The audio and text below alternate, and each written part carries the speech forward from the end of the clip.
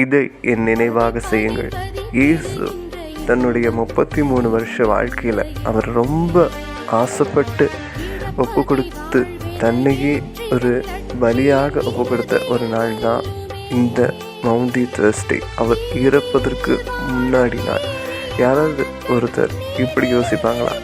என்னுடைய சாவு நெருங்கிடுச்சு, நாளைக்கு நான் இறக்க போகிறேன் அப்படிங்கிற ஒரு நிலையில் யாராவது ஒருத்தர் தன்னுடைய நண்பர்களை எல்லாம் கூப்பிட்டு விருந்து கொடுப்பாங்களா? ஆனால் இயேசு கொடுக்கிறார். அது ஏன்னா அவருக்கு இருந்த ஒரு அன்பின் வெளிப்பாடு.